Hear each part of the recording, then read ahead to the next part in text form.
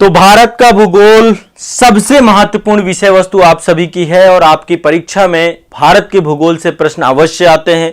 मानचित्रण वाले सेक्शन से भी आते हैं, साथ ही फिजिकल जो आपकी ज्योग्राफी है उससे जोड़ करके भी भारत के भूगोल को लेकर प्रश्न पूछता है। तो आज हम उन प्रश्नों का अभ्यास करने वाले हैं जो कि आपके एग्जाम में सीधे सीधे अभी तक पूछे जा चुके हैं या आने वाले समय में पूछे जाएंगे। ये आप सभी का सुपर मेगा रिवीजन सीरीज है, महा रिवीजन सीरीज है, जिसमें अभ्यास उन प्रश्नों का हम कर रहे हैं जो कि अवश्य पूछे जाएंगे। तो आने वाले कुछ ही समय बाद आप बहुत सारे प्रश्नों को एक बार रिवाइज कर पाएंगे। एक बड़े रिवीजन के तौर पे इस सत्र को मेरे द्वारा प्रारंभ किया गया है। आपके एग्जाम के टाइम पीरियड पे आपकी तैयारी को बूस्ट करने में सबसे बड़ा योगदान है। मैं चाहता हूं कि आप सभी लोग इसमें सम्मिलित होइए और सम्मिलित होकर के इन प्रश्नों के अभ्यास से जुड़िए। आप लोग भी इनका पूरा का पूरा फायदा और बेनिफिट उठाइए। ठीक है, चलिए। तो सबसे पहला क्वेश्चन है आपका, ये इंडियन ज्योग्राफी से जुड़ा हुआ है। भारतीय मानक समय की यामोत्तर नहीं गुजरती है। मतलब भारत की मानक समय रेखा कहां कहां से गुजरती है, ये आपको पता होना चाहिए कि भारत मानक समय रेखा कहां कहां से आपकी गुजरती है। उसको लेकर के ये पूरा का पूरा प्रश्न है आप सभी का। तो वो यहां पर पूछ रहा है भारतीय मानक समय यमोत्तर कहां से नहीं गुजरती। तो एक बार मैं यहां पे लिस्ट बना रहा हूं, आप लोग ध्यान से देखिएगा कहां कहां से गुजरती है। आपको पता है 82.5 डिग्री जो देशांतर रेखा है, 82.5 डिग्री पूर्वी देशांतर है। पूर्वी देशांतर वो भारत की मानक समय रेखा है। अब इतना तो आप लोग जानते होंगे कि मानक समय रेखा में जो समय बचता है वही पूरे देश का समय माना जाता है। मानक मध्याह्न रेखा से ये आपकी 0 डिग्री से ये आपकी 5.5 घंटे ज्यादा है। ठीक है, कितनी है? 5.5 घंटे ज्यादा है। ठीक है, कहां कहां से होकर गुजरती है? ये आपकी उत्तर प्रदेश, मध्य प्रदेश, छत्तीसगढ़, उड़ीसा और आंध्र प्रदेश से होकर गुजरती है। यूपी, एमपी, सीजी, ओडिशा और आपका तीसरा अगला है आंध्र प्रदेश। तो 5 जगह से होके गुजरती है। सिंपल सा है, महाराष्ट्र इसका ऑप्शन नहीं होगा, महाराष्ट्र से होकर नहीं गुजरती है। ये आपको रट लेना है, 82.5 डिग्री आपकी। ठीक है, ये आपको दिमाग में उठा। नेक्स्ट है, निम्नलिखित में से किस राज्य की सीमा बांग्लादेश से नहीं मिलती है? तो ये सीमा से भी क्वेश्चन आपके बहुत सारे पूछता है कि भैया कौन से उसकी सीमा बांग्लादेश से मिलती है। सीमावर्ती देशों को लेकर क्वेश्चन आते हैं। देखो, बांग्लादेश की टोटल जो है, बांग्लादेश से सबसे ज्यादा सीमा साझा करते हैं हम। 4096 किलोमीटर जो है हमारी टोटल सीमा है। तो बांग्लादेश से सीमा साझा करने वाला भारत सबसे बड़ा देश के तौर पे है। 4096 किलोमीटर के आसपास हमारी सीमा है। और बांग्लादेश से सीमा साझा करने वाले देशों की संख्या 5 है टोटल। पश्चिम बंगाल, ठीक है, पश्चिम बंगाल है आपका। पश्चिम बंगाल के साथ असम है, मेघालय है, त्रिपुरा है, मिजोरम है। बाकी इंटायर वीडियो में और मास्टर वीडियो में मैंने डिटेल से बताया है। असम, मेघालय, त्रिपुरा को 3 तरफ से घेरा हुआ है इसने, और मिजोरम। सिंपल सा है, मणिपुर इसका ऑप्शन होगा कि मणिपुर जो है आपका, ठीक है, इसके अंतर्गत क्या होगा? मणिपुर आपका होगा। ठीक है, क्या होगा? मणिपुर। ध्यान रखिएगा इस बात को। ठीक है, मणिपुर आपका नहीं है। क्लियर है, स्पष्ट है सभी को?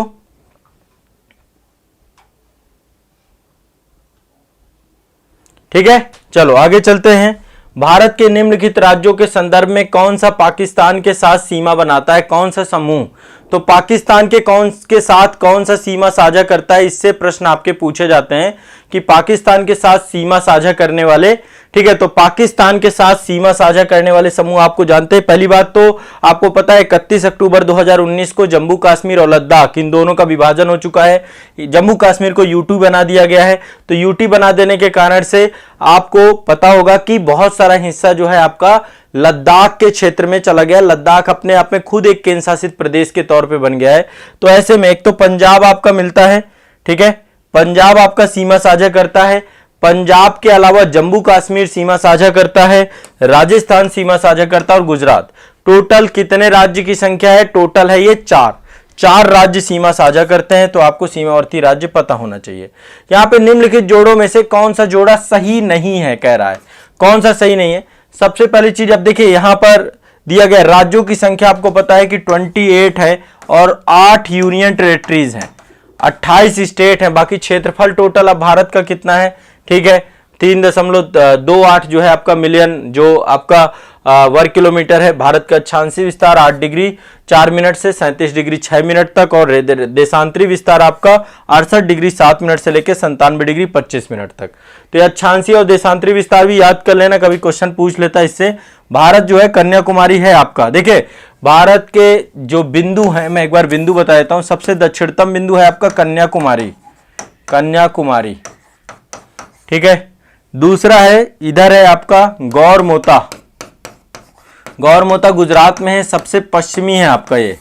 और सबसे पूर्वी है आपका जो है, सबसे ईस्टर्न कौन सा है, ये है आपका किबुथु, किबुथु सबसे पश्चिमी ये है। और सबसे उत्तरी आपका जो है ये सबसे साउथ में कन्याकुमारी है, सबसे उत्तरी आपका कौन सा है, सबसे उत्तरी आपका गौरमोता हो गया, किबुथु हो गया, कन्याकुमारी हो गया। सबसे नॉर्थ में है आपका, इसका नाम है इंदिरा कौल, इंदिरा कौल, कौल, ठीक है, सबसे उत्तरी। और सबसे दक्षिणी इंदिरा पॉइंट है यहाँ पे, ये अंडमान निकोबार द्वीप समूह ग्रेट निकोबार में है, इंदिरा पॉइंट, ठीक है। अब ये आपका 8 डिग्री 4 मिनट है, ये आपका 37 डिग्री 6 मिनट है, ये आपका 68 डिग्री 7 मिनट है, ये आपका 97 डिग्री 25 मिनट है, ये आपका 6 डिग्री 4 मिनट है, ठीक है। ये अक्षांशीय और देशांतरी विस्तार है, ठीक है। तो ये आपको दिमाग में बैठा के रखना है। क्लियर है, स्पष्ट है, कोई दिक्कत नहीं है। चलिए अगला पूछ रहा है कर्क रेखा कहां से होकर गुजरती है। तो कर्क रेखा को लेकर के आपको पता है कि उत्तर प्रदेश से कर्क रेखा नहीं जाती है, ठीक है। उत्तर प्रदेश किस राज्य से होकर गुजरती है, झारखंड से जाती है। उत्तर प्रदेश से नहीं जाती, उड़ीसा से नहीं जाती, बिहार से नहीं जाती, आंध्र प्रदेश से जाती है। जाती कहां कहां से, एक बार मैं क्रम से सारे बता दे रहा हूं, एक बार क्रम से आप देख लीजिए। एक तो गुजरात से जाती है आपकी, गुजरात, फिर राजस्थान, राजस्थान के बाद मध्य प्रदेश, मध्य प्रदेश के बाद छत्तीसगढ़, छत्तीसगढ़ के बाद झारखंड, झारखंड के बाद वेस्ट बंगाल, फिर आपका त्रिपुरा है, फिर आपका मिजोरम है। बस ये 8 स्टेट है, ये रट जाने हैं आपको, बस सिंपल से हैं, ये आपको पता भी होंगे लेकिन फिर भी रिवाइज करा दे रहा हूं। गुजरात, राजस्थान, मध्य प्रदेश, छत्तीसगढ़, वेस्ट बंगाल, त्रिपुरा, मिजोरम, ठीक है। क्लियर है, स्पष्ट है। चलो आगे बढ़ते हैं। भारत का सुदूर दक्षिणन बिंदु जो है आपका कौन सा है, सबसे दक्षिणतम बिंदु कौन सा है। तो सबसे दक्षिणतम बिंदु सबको पता, अभी मैंने बताया, सबसे दक्षिणी बिंदु आपका इंदिरा पॉइंट है। ये ग्रेट निकोबार पर अवस्थित है, ग्रेट निकोबार। अब ये डूब चुका है, वैसे जब 2004 में दिसंबर में सुनामी आई थी तब ये डूब गया था, और ये है आपका 6 डिग्री 4 मिनट पर अवस्थित है। नेक्स्ट आगे चलते हैं। भारत से उपबंध पराचुंबकीय परिणामों के संकेत मिलते हैं। भूतकाल में भारतीय स्थलाखंड कहां सरका था, आपको पता है। देखो इसके लिए पूरा का पूरा एक सिद्धांत है जिसका नाम है महाद्वीपीय विस्थापन सिद्धांत। तो महाद्वीपीय विस्थापन सिद्धांत के अनुसार जो है पहले क्या था, भारत गोंडवाना लैंड का भाग था। कहां का भाग था, गोंडवाना लैंड का भाग। ये जैसे पृथ्वी है, इसमें जो ध्यान रखिएगा, रुक जाइए, एक ही महाद्वीप था पहले। ये आपकी अर्थ है, ये अर्थ है, इसमें एक ही महाद्वीप था आपका जिसका नाम था पैंजिया। क्या नाम था, पैंजिया, ठीक है। बाकी जलराशि का नाम था पैंथालाशा, पैंथालाशा, ठीक है। अल्फ्रेड वेगनर के द्वारा एक थ्योरी दी गई है जिसको महाद्वीपीय विस्थापन सिद्धांत कहते हैं, यह भी ध्यान रखिएगा, वेगनर ने दिया है। और इसके तहत इन्होंने कहा पेंजिया का विघटन हुआ, गोंडवाना लैंड और अंगारा लैंड बन गया। गोंडवाना लैंड, गोंडवाना लैंड और अंगारा लैंड बन गया आपका। भारत जो है गोंडवाना लैंड का हिस्सा था और ये उत्तर की तरफ आपका खिसका था, तो उत्तर की तरफ आपका भारत खिसका है, ठीक है। ये ध्यान रखना है, इसका विभाजन कहां हुआ, उत्तर की तरफ, ठीक है। नेक्स्ट आगे चलते हैं। भारत को कितने प्राकृतिक प्रदेशों में विभाजित किया जा सकता है नेचुरल तौर पे। तो भारत को प्राकृतिक भागों में देखा जाए तो मुख्य तौर पे 4 भागों में हम विभाजित कर सकते हैं। 4 भाग और 6 उपभौतिक प्रकार। 4 भाग मुख्य तौर पे 4 भागों में और 6 उपभौतिक, 4 भौतिक विभागों में, भौतिक, और 6 उपभौतिक, उपभौतिक विभाग, विभाग, ठीक है, इसमें विभाजित कर सकते हैं, ठीक है। अब 4 कौन कौन से हैं आपके हैं। पहला है उत्तर का पर्वत मैदान, उत्तर का पर्वतीय क्षेत्र, फिर दूसरा है विशाल मैदानी क्षेत्र, तीसरा है प्रायद्वीपीय पठारी क्षेत्र और चौथा है तटीय क्षेत्र और द्वीपीय क्षेत्र। ठीक है, तो 4 क्षेत्र हैं आपका। उत्तर में पर्वतीय क्षेत्र है, पर्वत, फिर है आपका मैदानी क्षेत्र, मैदान के बाद है पठारी क्षेत्र। ठीक है, तो ये उत्तर में पर्वत है, फिर बीच में आपका क्या है, मैदानी क्षेत्र है, सिंधु, गंगा और ब्रह्मपुत्र का मैदान है आपका। तो बीच में मिडिल में आपका मैदानी क्षेत्र है, दक्षिण में पठारी क्षेत्र है, साउथ में आपका पठारी क्षेत्र है, और फिर इसके बाद तट प्लस द्वीप, ये आपका चौथा भाग में विभाजन है। ठीक है, और 6 उपभौतिक विभाजों में भी इसको विभाजित किया जा सकता है। नेक्स्ट है, भारत में भू आकारों की रचना के संबंध में निम्नलिखित कथनों पर मनन कीजिए। कह रहा संरचनात्मक दृष्टि से मेघालय का पठार दक्कन के पठार का हिस्सा है, ये कथन सही है। ठीक है, देखिए मतलब जो मेघालय का पठार है ना, जहां पे ये गारो, खासी, जयंतिया, ये पहाड़ियां हैं आपकी, ये पहाड़ियां आपकी हिमालय का विस्तार नहीं है, ये पहाड़ियां आपकी हिमालय का विस्तार नहीं है, ये पहाड़ियां आपकी क्या है, दक्कन के पठार का ही विस्तार है। और ये दोनों आपस में अलग होते हैं राजमहल गारो गैप से। राजमहल की पहाड़ियां है ना पश्चिम बंगाल और झारखंड में, राजमहल और गारो, गारो ये पहाड़ियां हैं आपकी मेघालय में। तो राजमहल गारो गैप, जिसको हुगली नदी और गंगा नदी तन ने काट दिया है, तो राजमहल गारो गैप से अलग होती है, इसी को मालदा गैप कहते हैं, मालदा गैप। तो मालदा गैप या राजमहल गारो गैप से ये क्या होती हैं, विभाजित होती हैं। नेक्स्ट अगला कह रहा है कश्मीर घाटी की रचना एक स्वाभाविक नति है, यह बिल्कुल सही है कथन। नेक्स्ट है गंगा के मैदान की रचना एक अग्रगर्त के रूप में हुई है, यह भी कथन आपका सही है। ठीक है, देखिए मेघालय के पठार के बारे में बता दिया, ये इसका हिस्सा है। दूसरा, कश्मीर की घाटी आपकी सममित नति है, यह भी सही है कथन आपका। और दूसरा, गंगा का जो विशाल मैदान है आपका, तो गंगा के विशाल मैदान की जो आपकी रचना हुई है, ये पहले क्या था आपका, यहाँ पे टेथिस सागर था। क्या था यहाँ पे, टेथिस सागर था। और जब दोनों भूखंड आपस में मिले हैं, तो मिलने के परिणाम स्वरूप इसका जो है कालांतर में पूरा का पूरा मैदान और हिमालय पर्वत श्रेणी, इन सब का जो है आपका क्या हुआ है, और जो नदियों द्वारा लाया गया निरंतर अवसाद है, वो भी मिलकर के गंगा का मैदान बनता है। नहीं कह रहा हिमालय की उत्पत्ति भारतीय प्लेट और यूरोपीय प्लेट तथा चीनी प्लेट के त्रिकोणीय अभिसरण से हुई है। त्रिकोणीय नहीं हुई है, 2 प्लेटें हैं, भारतीय प्लेट और यूरेशियन प्लेट, चीनी कोई प्लेट भी नहीं है। तो इन 2 प्लेटों के अभिसरण से हुई है, इसलिए कथन 1, 2 और 3 सही है। ठीक है, तो ये आपके फैक्चुअल टाइप के क्वेश्चन है।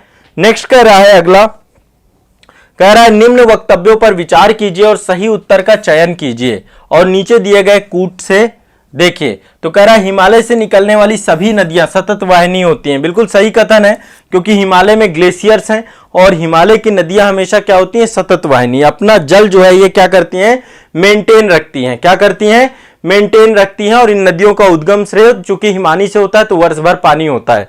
दूसरा, हिमालय अपनी वर्षा का अधिकांश शिक्षा दक्षिण पश्चिमी मानसून से प्राप्त करता है, यह भी कथन सही है। ज्यादातर पानी हमें दक्षिण पश्चिमी मानसून से मिलता है, यह ज्यादा प्रभावशाली होता है। लेकिन आप देखिए इन नदियों को सतत वाहिनी होने के पीछे का ज्यादा कारण दक्षिणी पश्चिमी मानसून नहीं है। क्यों? यदि दक्षिणी पश्चिमी मानसून होता तो दक्षिण भारत की नदियां भी आपकी सतत वाहिनी होती, क्योंकि वहां पर भी पानी दक्षिणी पश्चिमी मानसून से, ये तो 4 महीने ही जल मिलता है इसका कारण है ग्लेशियर। तो कथन और कारण दोनों तो सही है, लेकिन एक दूसरे की व्याख्या नहीं करते। ये क्या है, कारण कथन की व्याख्या नहीं करता है, ये आपको सोचना है। ठीक है, नेक्स्ट आगे चलते हैं। यदि हिमालय पर्वत श्रेणियां नहीं होती तो भारत पर सर्वाधिक संभाव्य भौगोलिक प्रभाव क्या होता। मान लीजिए कि यदि हिमालय पर्वत श्रेणी नहीं होती तो भारत की क्या स्थिति होती, क्या संभाव्य प्रभाव होता।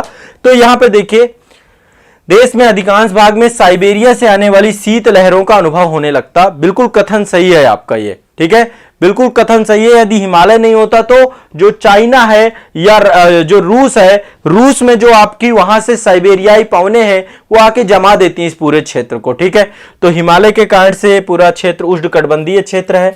सिंधु गंगा मैदान इतने सुव्यवस्थित जलोढ़ मृदा से वंचित हो जाते हैं। बिल्कुल सही बात है, हिमालय से बड़ी मात्रा में अवसाद और मिट्टी और गाद ला करके नदियां मैदान का निर्माण करती हैं, तो यह भी नहीं होता यदि हिमालय नहीं होता। नेक्स्ट, मानसून का प्रतिरूप वर्तमान प्रतिरूप से भिन्न होता। क्यों? क्योंकि जो दक्षिण पश्चिमी मानसून आता है वो आकर के हिमालय से टकराता है और हिमालय उस मानसून को रोकता है और भारत में वर्षा कराता है।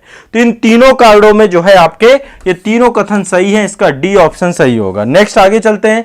कुमायूं हिमालय निम्नलिखित किन नदियों के बीच अवस्थित है? आपको पता है बाडिया महोदय के द्वारा हिमालय का क्षेत्रीय विभाजन किया गया है।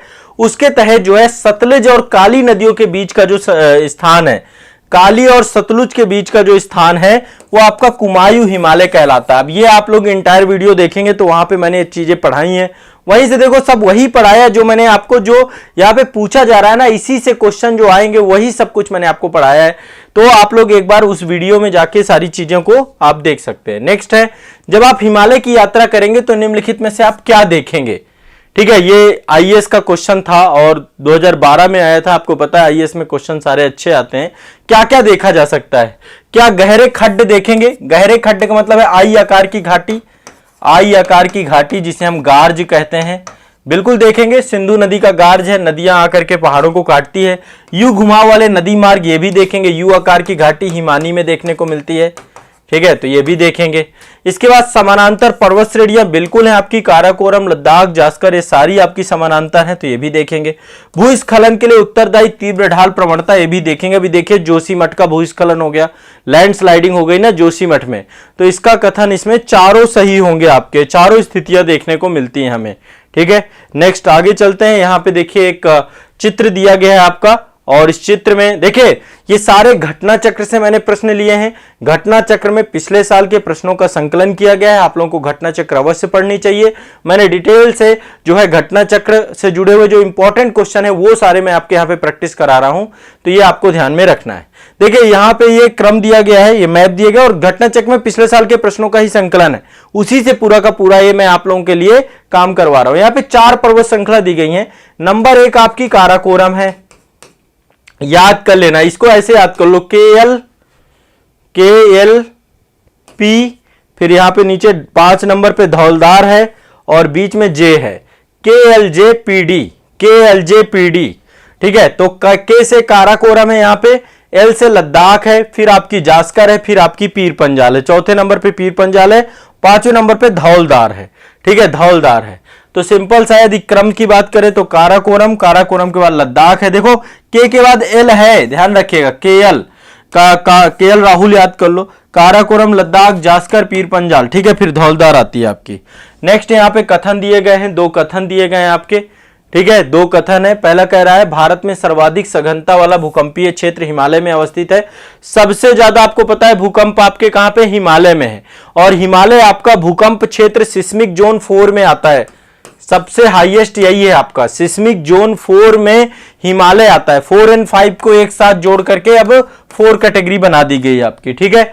और जो है इसमें से सबसे ज्यादा बुरी स्थिति जो आपके पूर्वोत्तर भारत, जम्मू कश्मीर, हिमाचल प्रदेश, उत्तराखंड, ये सारे क्षेत्र यहां पे शामिल हैं और इन सबको जोन 4 में रखा गया है, ठीक है। अगला कह रहा है हिमालय में कई अनुदैर्ध्य उत्क्रम क्षेत्र अवस्थित हैं। बिल्कुल कथन सही है आपका, ये हिमालय में बहुत सारे अनुदैर्ध्य उत्क्रम क्षेत्र, बहुत सारे थ्रस्ट हैं, बहुत सारे फॉल्ट हैं, बहुत सारी दरारें हैं जो यहां पर अवस्थित हैं और आने वाले भूकंप में बहुत ज्यादा ये बड़ा कारण बन सकते हैं, और इसके कारण से भी ये भूकंपीय क्षेत्र के कारण ही बनता है। तो कथन और कारण दोनों एक दूसरे को लेकर के ये, तो कथन और कारण दोनों सही हैं और ये इसकी सही व्याख्या भी करता है, ठीक है। देखिए कई सारे फॉल्ट हैं, आप जैसे देखेंगे तो लघु बृहत हिमालय और लघु हिमालय के बीच में मेन बाउंड्री थ्रस्ट है आपका, जिसको एमएफटी बोलते हैं, और जो लघु हिमालय और शिवालिक है उसके बीच में मेन बाउंड्री फॉल्ट है आपका। तो ये जो फॉल्ट है इस कारण से भी ये क्षेत्र बहुत ज्यादा अति संवेदनशील है और इस कारण से इसको भूकंपीय जोन 4 के अंतर्गत रखा है। सारे फॉल्ट भूकंप के कारण ही पड़े हैं, ठीक है। नेक्स्ट आगे चलते हैं, हिमालय पर्वत श्रेणी के संबंध में निम्नलिखित में से कौन से कथन सही है? तो मुख्य हिमालय की परतदार चट्टानें जीवाश्महीन है, ठीक है। देखिए जो हिमालय है वहां पर जो परतें हैं आपकी, यहां पे जीवाश्म जो है हीन नहीं है, जीवाश्म पाए जाते हैं आपके।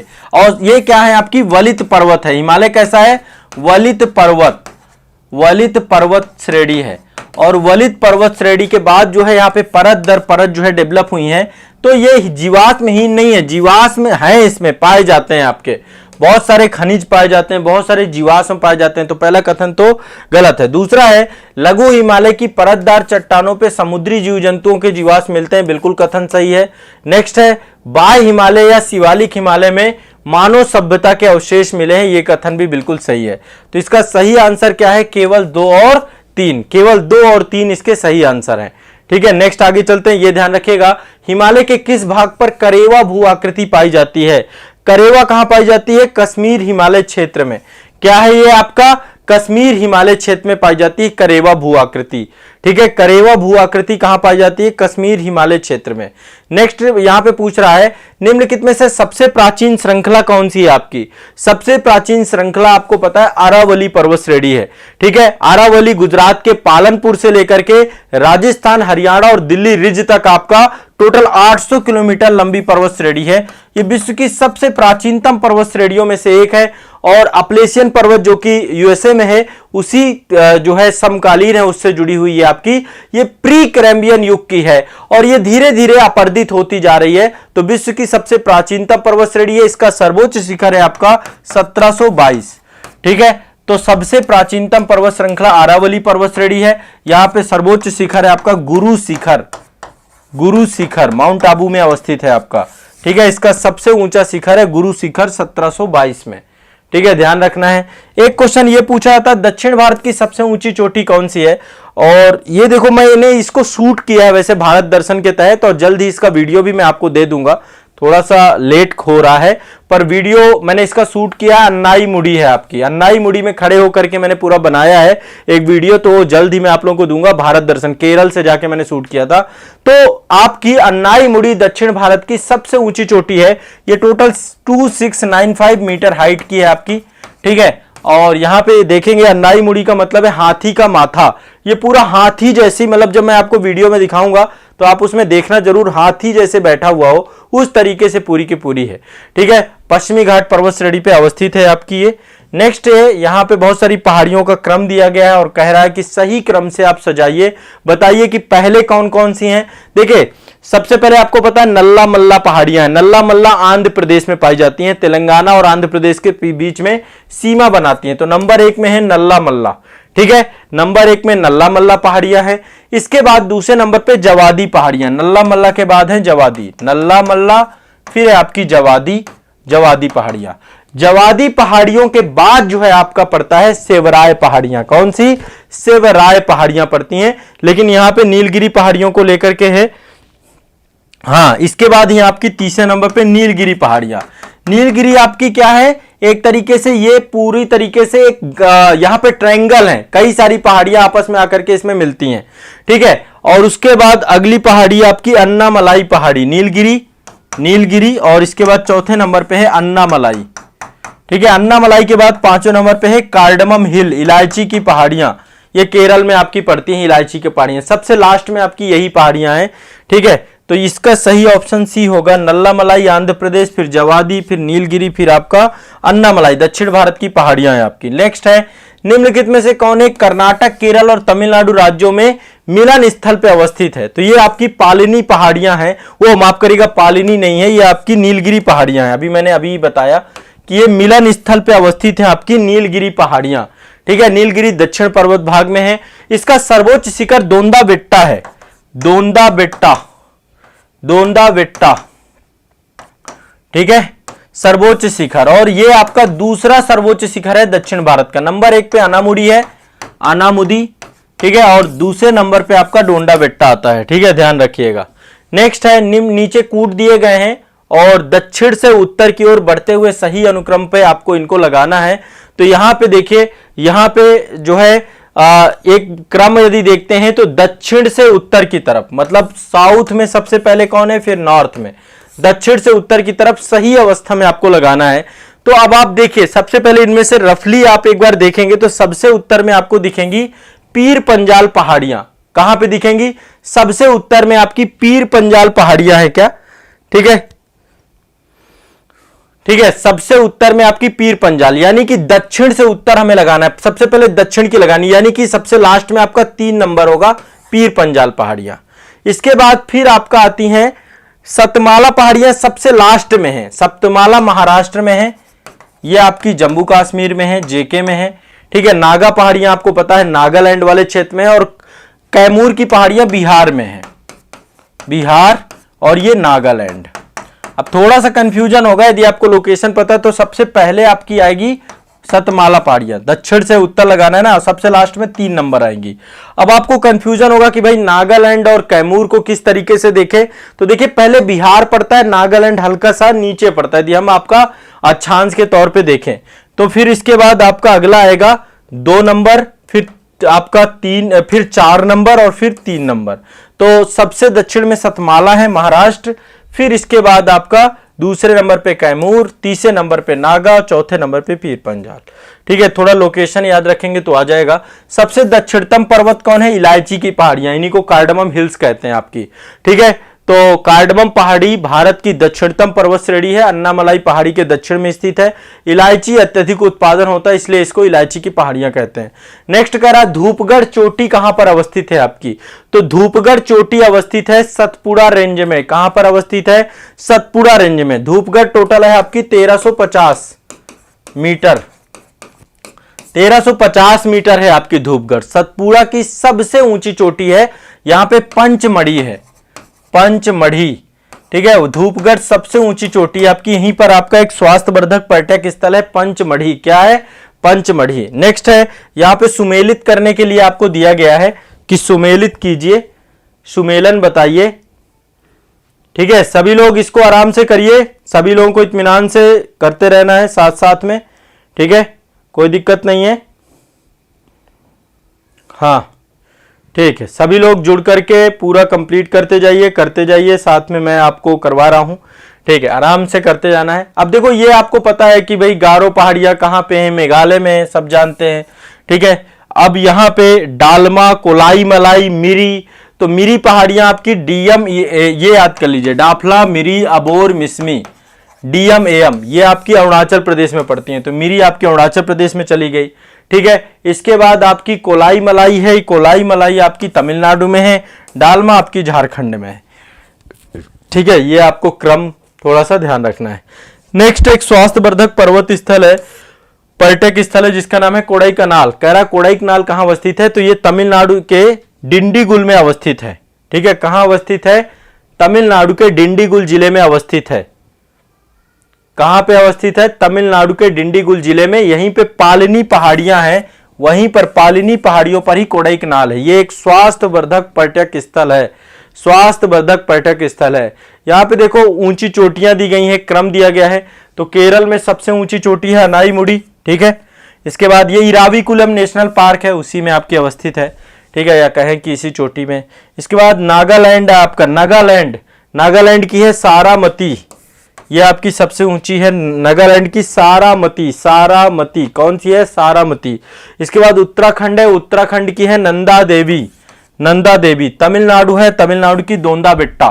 तो दोंदा बेट्टा दूसरी जो है हाईएस्ट पीक है, नंबर 1 पे अनामुड़ी है, फिर आपका सारामती है, नंदा देवी है। इनसे क्वेश्चन पूछता है एक बार, ध्यान रखिएगा। नेक्स्ट कह रहा भारत की सर्वोच्च पर्वत चोटी कौन सी है। अब देखो इसमें से 3 क्वेश्चन आते हैं। पहले आता है हिमालय की सबसे ऊंची चोटी, हिमालय से 2 बनेंगी आपकी। हिमालय की सबसे ऊंची, सबसे ऊंची, और दूसरा बनेगा भारत में हिमालय की सबसे ऊंची, भारत में हिमालय की सबसे ऊंची। ध्यान रखिएगा। अब हिमालय की सबसे ऊंची चोटी तो आपकी क्या है? एवरेस्ट, एवरेस्ट है। भारत में हिमालय की सबसे ऊंची चोटी कौन सी है? K2 Godwin. दोनों ध्यान रखना है, K2 गार्डविन। ठीक है, K2 आपकी भारत में, वो माफ करेगा, कंचनजंगा है। एक मिनट गड़बड़ हो गया आपका। यह है कंचनजंगा, कंचनजंगा, जंगा, कंचनजंगा। ठीक है, अब जब आपसे पूछे कि भारत की सर, ये आपकी K2 गार्डविन जो है ना, ये हिमालय में नहीं है, ये काराकोरम में है। काराकोरम लद्दाख में अवस्थित है, काराकोरम। तो ये आपकी काराकोरम में है। अब यहां पे देखो हिमालय की सबसे ऊंची तो एवरेस्ट है, भारत में अवस्थित हिमालय की सबसे ऊंची कंचनजंगा है। और भारत की सबसे ऊंची चोटी देखो ये आपकी नेपाल में पड़ती है, नेपाल में। तो वैसे भी ये एवरेस्ट आपकी भारत की ये आपकी सिक्किम में पड़ती है, सिक्किम में। लेकिन देखा जाए तो K2 आपकी एवरेस्ट के बाद दूसरे नंबर पे हाईएस्ट पीक है, तो पूछे भारत में अवस्थित सर्वोच्च चोटी कौन सी है, K2 गाडविन ऑस्टिन। लेकिन पूछे हिमालय में अवस्थित भारत की सर्वोच्च चोटी कौन सी है, कंचनजंगा। क्यों, K2 आपकी काराकोरम में अवस्थित है। ये क्लियर रखिएगा, एक क्वेश्चन ये आपका गड़बड़ाता है, फिर बच्चों को बहुत गड़बड़ हो जाता है, ठीक है। तो ये पाकिस्तान का अवैध कब्जा है इस क्षेत्र में। नेक्स्ट है, भारत का सबसे ऊंचा पर्वत शिखर कौन सा है, तो भारत का सबसे ऊंचे पर्वत शिखर में आपका माउंट एवरेस्ट है, सबसे ऊंचा माउंट एवरेस्ट है। इसके बाद K2 गाडविन है। माउंट एवरेस्ट कितना है, 8848, ठीक है, माउंट एवरेस्ट है। इसके बाद आपका K2 कितना है, 8611, ठीक है, मीटर।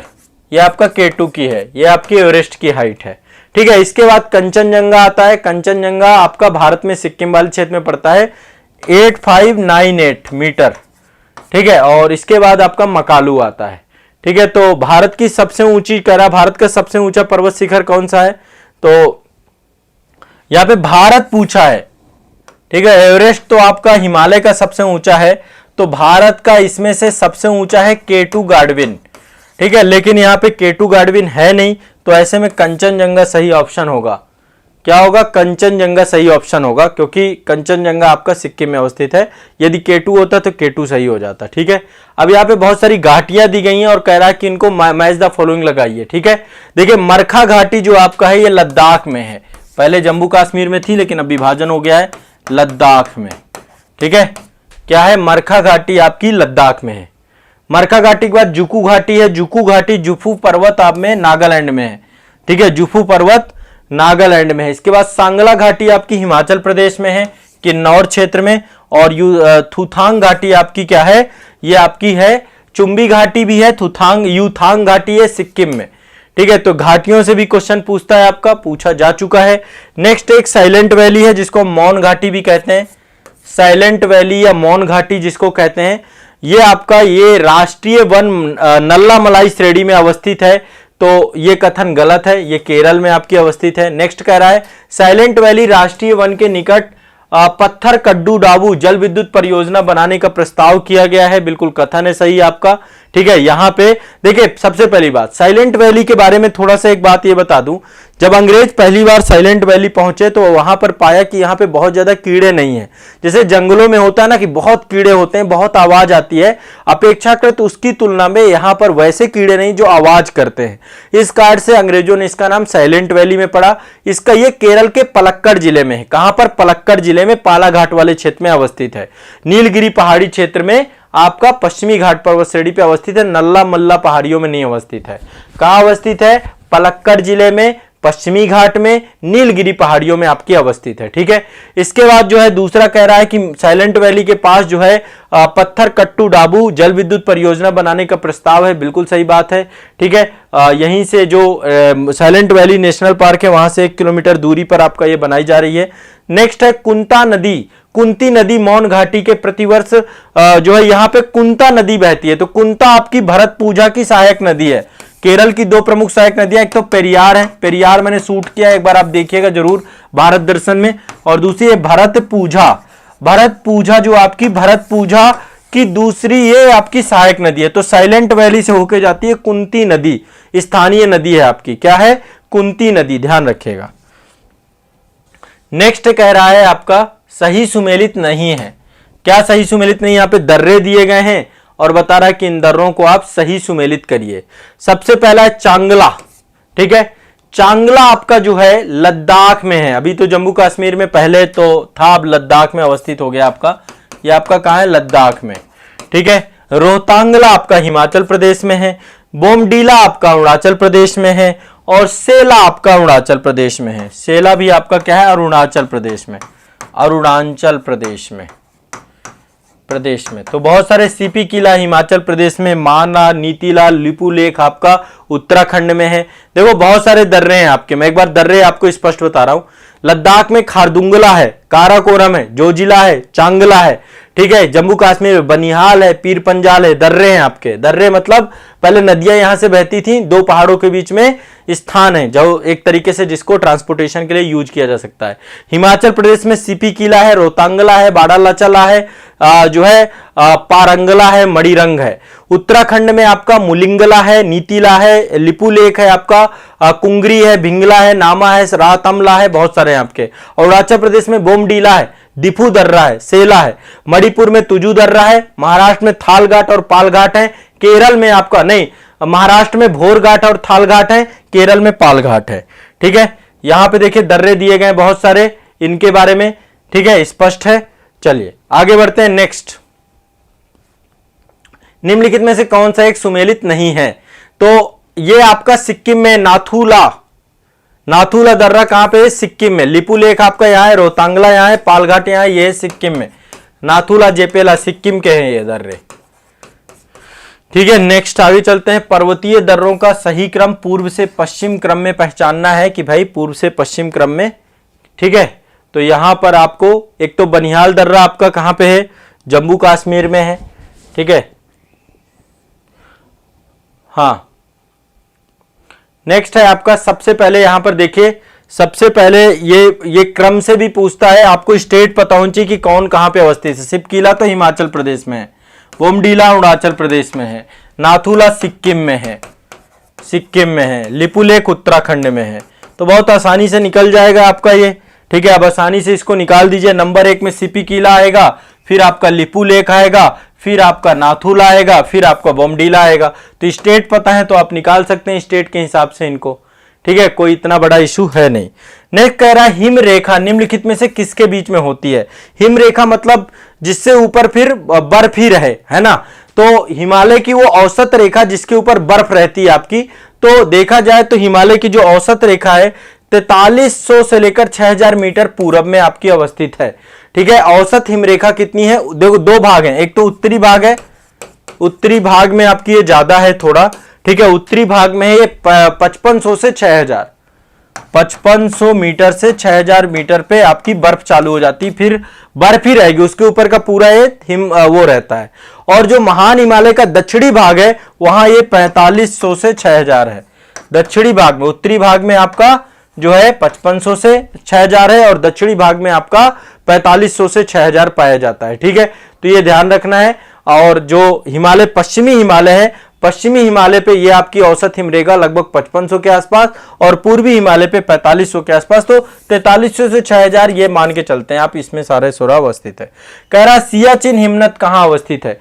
देखिए सियाचिन ग्लेशियर जो है आपका ये नुब्रा नदी घाटी के उत्तर में अवस्थित है। नुब्रा नदी से होकर के हम सियाचिन ग्लेशियर को जा सकते हैं। कहां पर अवस्थित है? सियाचिन ग्लेशियर आपका नुब्रा नदी में। यहां पर देखिए बहुत सारे ग्लेशियर दिए गए हैं और इनका मैच दो फॉलोइंग पूछ रहा है। बंदरपुर से आपकी यमुना निकलती है। ठीक है, यहां पे कौन सी नदी निकलती है ये आपका यहां पे है, तो एक बार देखना पड़ेगा। यहां पे क्वेश्चन थोड़ा सा जो है यहां पे यमुना दिया नहीं, क्या कह रहा है? हाँ, ये यमुना ऊपर ही तो है। हाँ, इससे बंदरपुर से यमुना निकलती है। 12 सिगरी से आपकी चेनाब निकलती है। 12 लाचाला भी बोलते हैं इसको, 12 सिगरी भी बोलते हैं। यहां से आपकी चेनाब नदी निकलती है। मिलान ग्लेशियर से गोरी गंगा निकलती है आपकी। ठीक है, गोरी गंगा। सियाचिन आपका नुब्रा नदी के पास आपका सियाचिन ग्लेशियर है, नुब्रा नदी। और जेमू से आपकी तीस्ता नदी निकलती है। जेमू से तीस्ता नदी। और जो मिलाम ग्लेशियर है यहां से गोरी गंगा निकलती है, गोरी गंगा। ठीक है, तो यहां पे कह रहा है कौन से सही सुमेलित है? तो सही सुमेलित बंदरपुक्ष वाला है, 12 सिगरी है आपका, और जो है आपका ये सियाचिन है। 1 2 4 ए सही है इसका ऑप्शन। ठीक है, नेक्स्ट कह रहा है प्रादेशिक जल क्षेत्र का विस्तार कहां से कहां है? तो आपको पता है कि प्रादेशिक जल क्षेत्र जो होता है एक तो आधार रेखा होती है और आधार रेखा से ही आपका प्रादेशिक जल क्षेत्र 12 समुद्री मील तक होता है। ये मैंने आपको पढ़ाया है। मालाबार से एक भारत दर्शन का वीडियो भी आया था, बाकी क्लास में भी पढ़ाया है कि तट रेखा से 12 समुद्री मूल तक आपकी प्रादेशिक जल रेखा, 24 समुद्री मील तक आपका संलग्न क्षेत्र होता है, संलग्न क्षेत्र। ठीक है, और इसके बाद आपका 200 समुद्री मील तक, 200 नॉटिकल माइल तक आपका अनन्य आर्थिक क्षेत्र होता है। क्या होता है? अनन्य आर्थिक क्षेत्र। भारत के पश्चिमी तटीय मैदान के उत्तरी भाग को जिस अन्य नाम से जाना जाता है उसे क्या कहते हैं? ठीक है, तो ये है आपका कोंकण तट। क्या बोलते हैं? कोंकण तट। पश्चिमी तटीय मैदान को देखिए आपका ये ध्यान रखना है, भारत के पश्चिमी तटीय मैदान के जिस भाग को अन्य नाम से जाना जाता है वो है कोंकण तट। ठीक है, संकीर्ण मैदान है आपका, और इसका दक्षिण वाला भाग है इसको मालाबार कहते हैं। दक्षिण भाग को मालाबार, पूरब वाले क्षेत्र को, तमिलनाडु वाले क्षेत्र में इसको कोरोमंडल कहते हैं, और कर्नाटक वाले तट को कन्नड़ तट कहते हैं, कन्नड़ तट। ये गोवा वाला तट है, गोवा और महाराष्ट्र के तट को कोंकण तट कहते हैं, ठीक है। 10 डिग्री चैनल किसको पृथक करता है? तो 10 डिग्री चैनल अंडमान को निकोबार को पृथक करता है, अंडमान से निकोबार को अलग करता है 10 डिग्री चैनल, ठीक है। देखो 8 डिग्री चैनल मिनिकॉय और मालदीव को, मिनिकॉय एंड मालदीव 8 डिग्री, इन दोनों को अलग करता है। 9 डिग्री चैनल मिनिकॉय और लक्षद्वीप को अलग करता है, मिनिकॉय एंड लक्षद्वीप।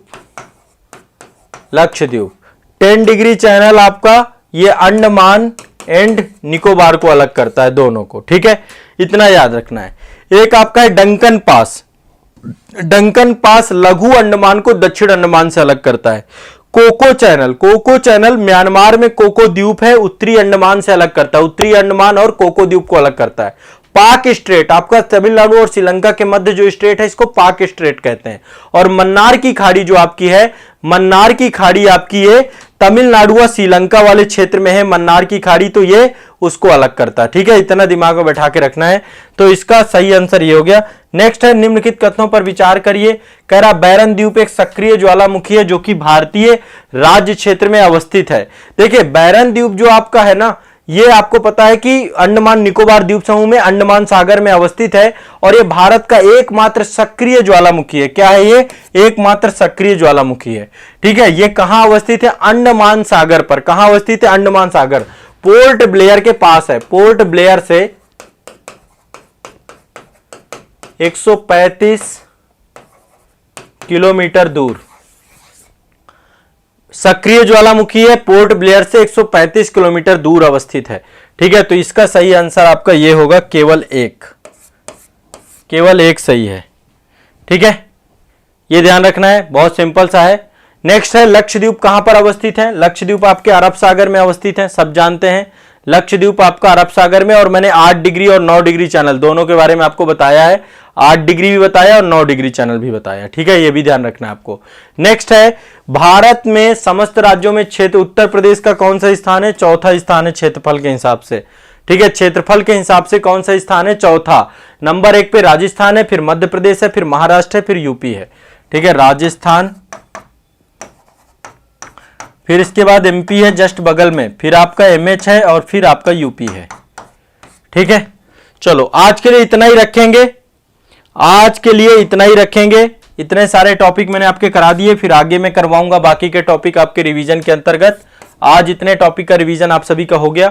अब देखिए आप लोगों ने इंटायर वीडियो में सारे टॉपिक पढ़े होंगे, सारे के सारे क्वेश्चन आप हल कर सकते हो। एग्जाम में पूछे हुए क्वेश्चन यदि वहां ये हल कर पा रहे तो वहां पर भी आपको क्वेश्चन जो पढ़ा है आपने सारे कवर कर पाओगे, कुछ भी आपका छूटेगा नहीं, ठीक है।